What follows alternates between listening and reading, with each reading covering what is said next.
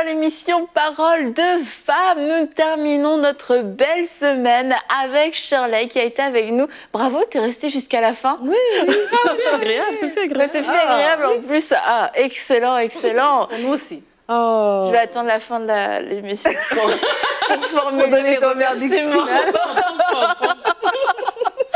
Non, ça a été super, c'était vraiment une belle semaine et on a parlé de l'amitié hier, on va poursuivre aussi sur ce sujet aujourd'hui parce que on a vu hier que certaines amitiés se terminaient plus tôt qu'il ne l'aurait fallu parce que on avait quelquefois peur de ne pas, peur d'affronter, peur de régler certains problèmes, mais un des problèmes aussi qui est assez récurrent dans les amitiés, ça va être les rivalités et les jalousies qui quelquefois ne sont pas exprimées ou qui quelquefois poussent. Bah, tu vois des gens, ils sont comme super amis et puis tu sens qu'il y a comme une rivalité, il y a une compétition et c'est comme à la fois ils sont meilleurs amis mais à la fois ils ont l'air de se détester par moments et on ne veut pas ce genre d'amitié. Donc aujourd'hui on va en parler avec Shirley qui va nous dire comment elle a appris elle à vivre des amitiés qui soient saines, des amitiés qui soient sans rivalité, sans jalousie.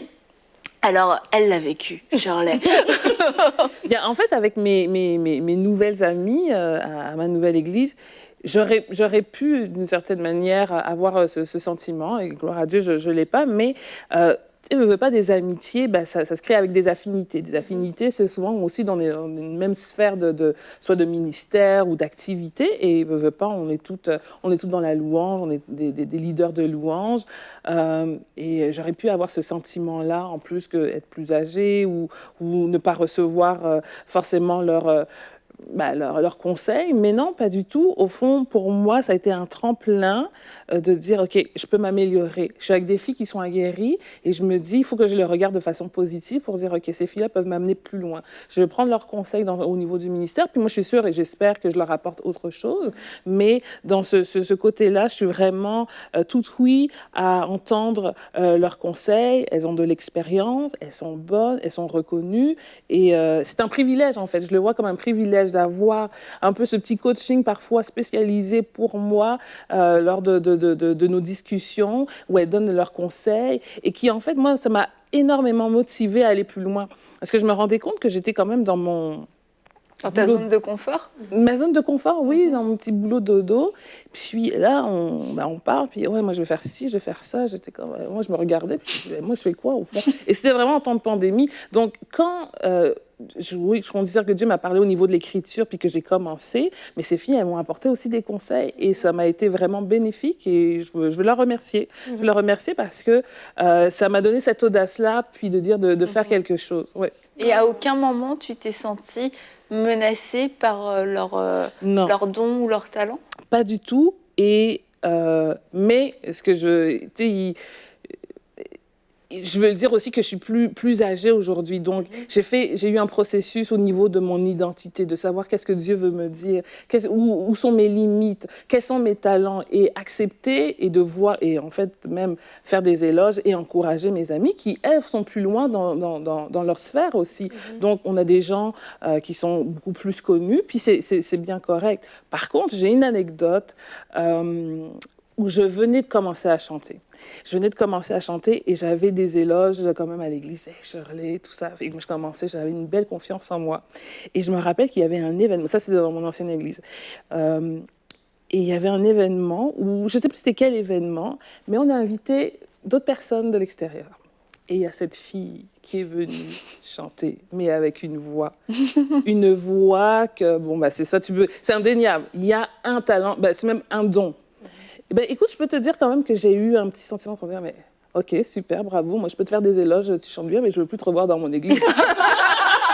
Intérieurement, pour dire, mais il fallait que je comprenne, mais pourquoi ça venait me travailler. Je me rappelle, j'en avais parlé à une de mes amies, avec beaucoup de vulnérabilité, de voir que ça me dérangeait, mais pourquoi ça me dérangeait? Est-ce que c'est parce que, en fait, j'avais une attention qui n'était plus là? Est-ce que je me sentais menacée? C'était même pas une fille de l'église, mais... Pour moi, c'était un talent indéniable pour tout le monde et vraiment, c'est quelqu'un qui chantait super bien. Mais j'ai dû prier là-dessus pour pas nourrir ça parce que c'est ça, tu peux garder ça puis avoir cette rancœur-là puis saboter aussi des choses. Mais de dire non, c'est son talent, c'est Dieu qui lui a donné. Puis aussi respecter le talent que Dieu nous a donné, parce qu'en dénigrant notre talent, c'est comme si on dénigrait ce que Dieu nous avait donné aussi. Donc, c'est encore une fois, faire cette analyse avec nous-mêmes, puis de dire non, moi j'ai des forces, j'ai des choses à travailler, ce talent qu'il m'a donné, ça va m'emmener là, puis ça va toucher le cœur de certaines personnes. Cette personne-là a ce talent-là, ça va l'emmener plus loin, et c'est correct. Et même, il faut qu'on l'encourage par rapport à ça. Donc, ça, c'est une anecdote parmi tant d'autres.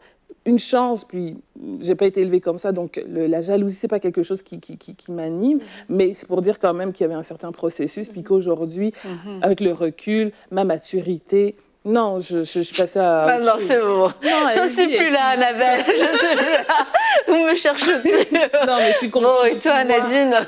Parce que c'est vraiment... C'est une graine qui est vraiment... c'est pas bon. J'ai réalisé, c'est quand même un commandement de Dieu de ne pas convoiter ce qu'a ton voisin. Donc, pour moi, je me dis, si c'est souligné, c'est qu'il faut vraiment qu'on fasse attention à notre cœur, et que ça ne devienne pas comme une gangrène, puis que finalement, elle a une amertume. Pas possible, parce que finalement, tu n'es pas capable d'accepter le talent ou les dons des autres, en fait. Oh, wow. Merci, Shirley, pour ta vulnérabilité. C'est super, vraiment. Parce qu'en fait, des fois, on pense ça, mais de le dire à haute voix, c'est vrai, ça prend du courage. Mais merci de le dire, parce que c'est vrai que des fois, tu peux regarder quelqu'un et c'est une pensée, en fait. C'est pas que tu es méchant, mais c'est comme à un moment donné, il y a cette pensée qui arrive au moment où tu regardes quelqu'un d'autre qui fait ce que toi, tu fais, mais que tu le faisais bien et tu pensais que c'est bien. Et là, il y a quelqu'un d'autre qui le fait différemment, ou des fois qui le fait mieux. Oui. Et là, quand tu regardes cette personne, c'est une nanoseconde. Tu as le choix à ce moment-là, dans cette nanoseconde, de prendre cette pensée ou de la relâcher. Oui. Donc, de voir, cette femme qui prêche mieux que moi.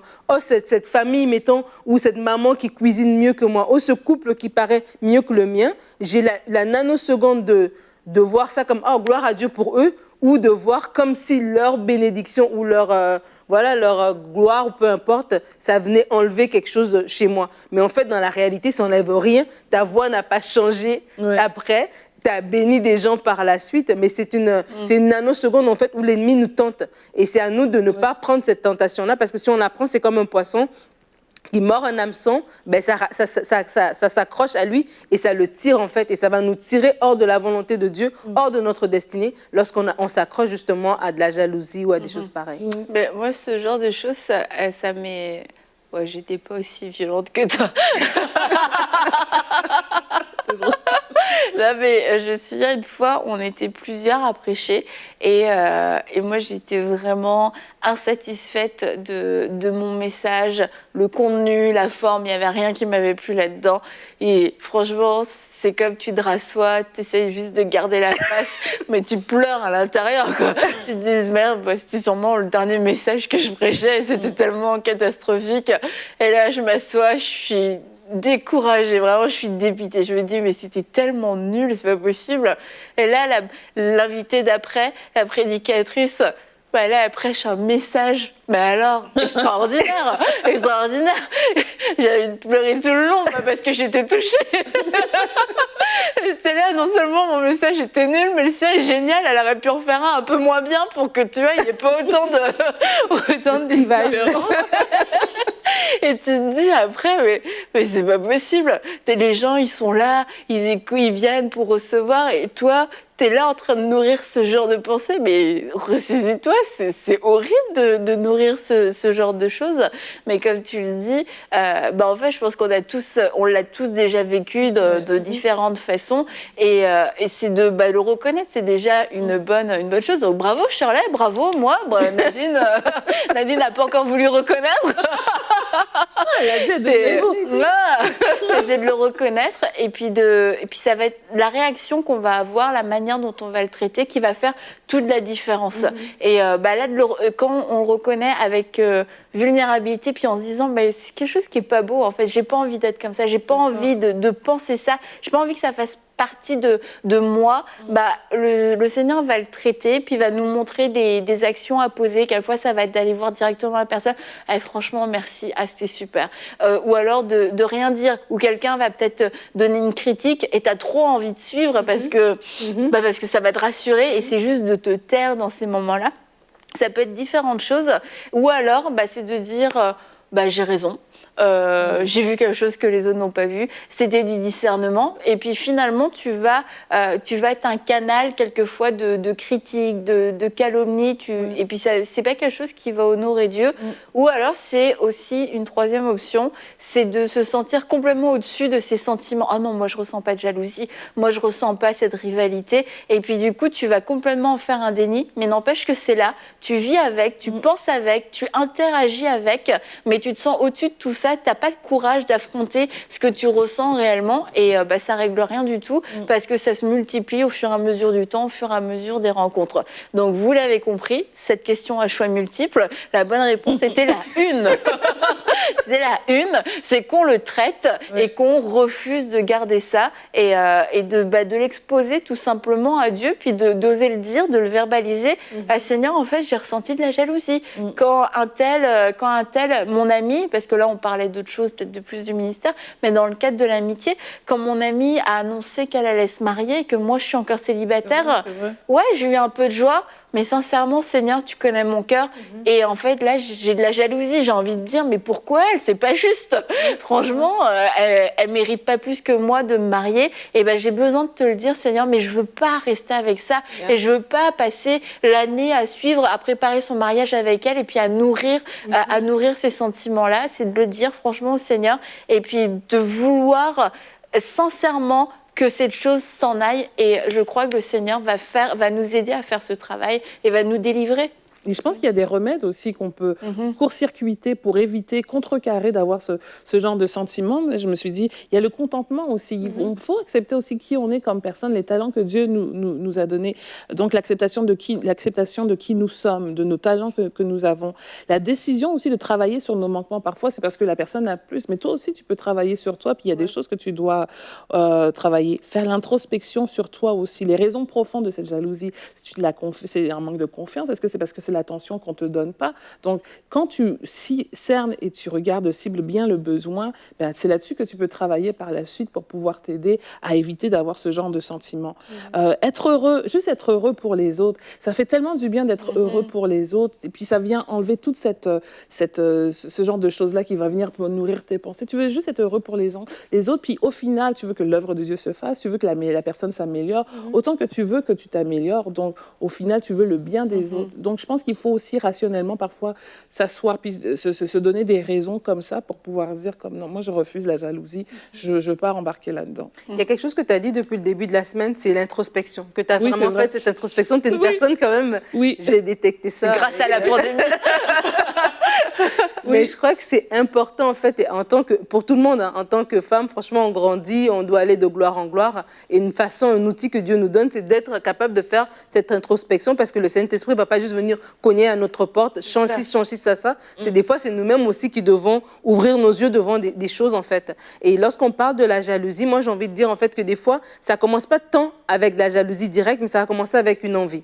Que tu vas envier quelqu'un, tu vas envier ce qu'elle vit. Tu parlais de deux amies, l'une qui reçoit une demande en mariage, l'autre qui en a pas. Dès que ce sentiment, tu ne la regardes plus comme « Oh, je suis trop contente pour toi », mais tu la regardes plus « Oh, mais pourquoi c'est pas moi? Oh, mais ce gars-là, peut-être ceci, peut-être cela. » Dès que cette pointe d'envie arrive, c'est déjà là le premier élément. Parce que des fois, on ressent de l'envie, et on le masque et on le garde. Et c'est cette envie-là, en fait, qui va carrément devenir de la jalousie. Et à un moment donné, tu vas te surprendre à dire une parole genre « Ah, j'espère qu'il ne va pas pleuvoir le jour de votre mariage. » Tu sais, un truc, tu dis « Mais comment j'ai dit une parole aussi dure ?» Mais en fait, c'était cette envie-là qui était dans ton cœur, que tu n'as pas enlevée, qui a fermenté, je ne sais pas moi.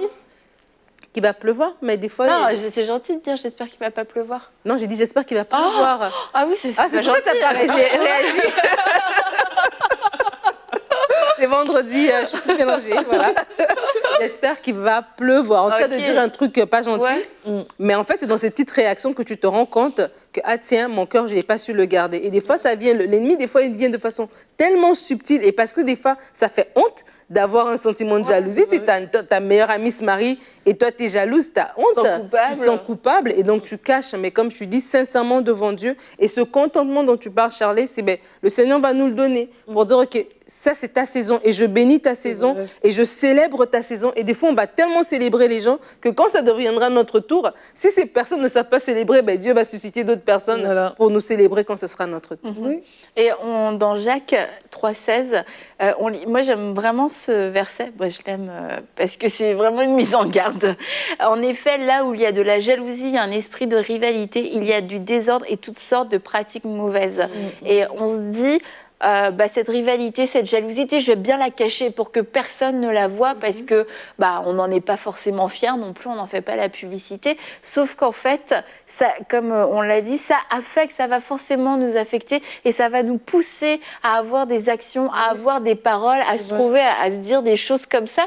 Et tu vois, à dire des choses c'était ta meilleure amie, vous étiez célibataire, on était ensemble, on priait l'une pour l'autre et puis pour nos mariages respectifs. Et là, ta meilleure amie est en train de se marier et tu te retrouves en train, parce que tu as une rivalité dans ton cœur, tu te retrouves en train de dire des choses sur elle, tu sais, des choses, pas forcément des choses dramatiques, mais c'est des choses qui sont pas très sympas. Et si tu vas à la racine, tu te rends compte qu'en fait, ce qui te motive de dire ça, c'est parce que tu as une jalousie. Il y a quelque chose dans ton cœur qui a commencé à pousser et qui commence à porter du fruit. Et il faut pas s'illusionner. Quand on a une rivalité, une jalousie dans notre cœur, ça va forcément nous pousser à l'action tôt ou tard. Quelquefois, ça prendra un peu de temps parce que c'est le temps que ça grandisse, mais ça va venir créer quelque chose.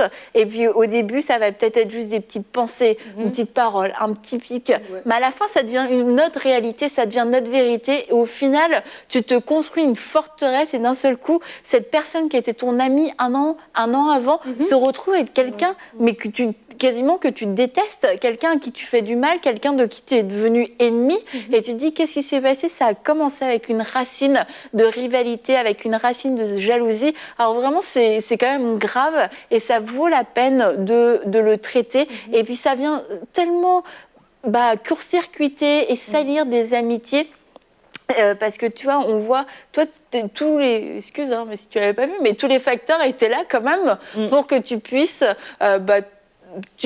être victime, sujette à la rivalité et à la jalousie. Et ça serait venu salir l'amitié. Et au final, puisque ça n'est pas arrivé, aujourd'hui, tu vis une amitié qui t'apporte beaucoup et dans laquelle aussi tu peux donner. Et du coup, c'est hyper sain et c'est hyper épanouissant. Oui. Puis, on pourrait dire aussi, ces personnes-là étaient déjà à ce niveau-là, fait que on pourrait croire que c'est plus facile. Mais dans l'exemple que vous avez donné, où tu es au même stade, puis que là, il y a une évolution, c'est vrai que dans ce genre de contexte, ça peut être plus difficile.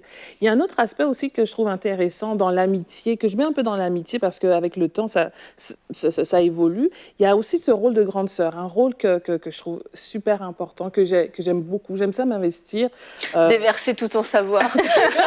Déverser tout ton savoir de vieille dame. mais je pense que c'est vraiment quelque chose qui était important dans le sens que quand j'étais plus jeune, j'avais quand même des gens à qui que je regardais, mais je pense que c'est une richesse de pouvoir s'investir avec quelqu'un. Bon, c'est sûr, après, tu mets un cadre, tu peux avoir des affinités, puis là, ça évolue avec le temps, mais ça peut être sur différents sujets. Moi, c'est sûr qu'au niveau des relations amoureuses, j'aime ça, pouvoir entendre ce que les filles vivent. Ça travaille tellement d'émotions que là, tu as le goût d'en parler avec quelqu'un. Quand tu as quelqu'un qui a de l'expérience, en plus, ça te permet d'avoir un autre regard extérieur. Mais je parle, par exemple, dans le ministère de la louange, de plus en plus, les jeunes, ils peuvent avoir accès au YouTube et des gens qui ont beaucoup d'expérience et leur niveau est quand même assez grand. C'est des gens qui ont beaucoup de talent, beaucoup de créativité et on pourrait se sentir menacé par ces plus jeunes-là, mais c'est vraiment quelque chose qui est bon, je pense, de s'investir dans ces jeunes-là. Même s'ils ont plus de talent, oui, c'est ça, mais c'est le cycle de la vie. Et qui te dépasse. Et qui te dépasse, c'est ça, et c'est parfait. Puis ça devrait être comme ça. Ça, c'est vraiment quelque chose que je peux donner, je pense, à mon mari qui vraiment aime toujours voir les jeunes avancer, puis il veut les voir grandir. Puis c'est ça, tu veux donner aux suivants, tu veux les amener à grandir, tu veux même faciliter un petit peu les épreuves ou les défis de leur vie. Et oui, je pense que si on a la possibilité de se déverser dans la vie de quelqu'un, d'une personne plus jeune, on va en ressortir bénis et eux aussi, parce que j'ai eu une de mes expériences comme ça avec une petite sœur que je suivais, puis à un moment donné, on allait prendre un café et elle m'a déstabilisée parce que c'est comme si qu'elle avait grandi tout d'un coup et elle m'a dit non, aujourd'hui on va parler de toi Shirley, comment tu vas? Puis je me sentais pas forcément à l'aise parce que moi c'était un peu à sens unique, comment tu vas? Ok, on va prier, vas-y, je t'écoute. Mais là c'était le contraire, non, comment tu vas? J'aimerais... Puis elle a commencé à donner des paroles sur ma vie et j'étais comme... Et des vraies paroles, des choses que j'avais vraiment besoin. Donc, il y a une richesse aussi à l'intérieur de ça. Et Dieu peut nous surprendre de différentes manières. Et il faut avoir cette ouverture d'esprit, comme tu disais, avoir ce cœur ouvert. Puis que ce que tu fais, ben, ça va te bénir aussi au centuple. Tu vas recevoir toi aussi d'une autre façon. Mais c'est ce qu'il faut faire, je pense. Et je pense que Dieu apprécie de voir ça. Quand on s'investit dans la vie des autres, puis qu'on ne se sent pas menacé par leur talent. Parce que au final, on veut que l'œuvre de Dieu avance, c'est tout, c'est ça. Absolument. Ouais. Il y a ce psaume qui parle, là, c'est plus par rapport à la famille qui va dire que ce heureux l'homme qui a beaucoup d'enfants, j'ai oublié, en tout cas, c'est les flèches dans le carquois. Et en fait, quand on pense à un guerrier qui a des flèches et qui lance sa flèche, ben, la flèche, elle va beaucoup plus loin que où le guerrier se tient physiquement. Et je crois que c'est un peu ça s'apparente un peu à ce que tu es en train de parler. Lorsque nous venons comme des grands frères, des grandes sœurs dans la vie des gens, c'est que oui, ces personnes, c'est normal qu'elles aillent plus loin. Parce que moi, je suis le guerrier qui a les flèches dans mon carquois et je lance, en fait. Et donc, du coup, quand je déverse dans la vie de cette personne et qu'elle va plus loin, c'est un... Pour moi, en fait, je me dis, ben, ça atteste que j'ai fait un bon travail, ça atteste que j'ai fait un bon accompagnement et c'est une fierté pour moi. Et je crois que c'est important que ce soit par rapport, quand on est dans une relation grand frère, grande sœur, petit frère, mais aussi dans une relation d'amitié, de vraiment avoir, c'est vraiment cette pensée que ce que moi j'ai, c'est à moi, et ce que toi tu as, c'est à toi, et que quand bien même tu vas au sommet de l'Himalaya, ben, ça veut dire que c'était ça le plan de Dieu pour ta vie, et que ben, je dois me réjouir, parce que Dieu, c'est une volonté pour ma vie, et si la volonté de Dieu pour ma vie, c'est le mont Soton, ben, gloire à Dieu. Gloire à Dieu pour cette montagne. Et si la tienne, c'est l'Himalaya, mais gloire à Dieu. Voilà. Ça, des fois, parce que des fois, je me dis, des fois, quand on veut la vie de l'autre, mais Dieu, il connaît déjà cette personne. Et cette personne, elle est capable d'avoir les poumons qui peuvent supporter l'oxygène là-bas. Parce que aller mourir sur la montagne de l'autre. Tu n'es pas forcément équipé pour, c'est ça, oui. Sois victorieux sur ta montagne. Voilà. Et ne va pas mourir sur la montagne de quelqu'un d'autre. Citation du jour.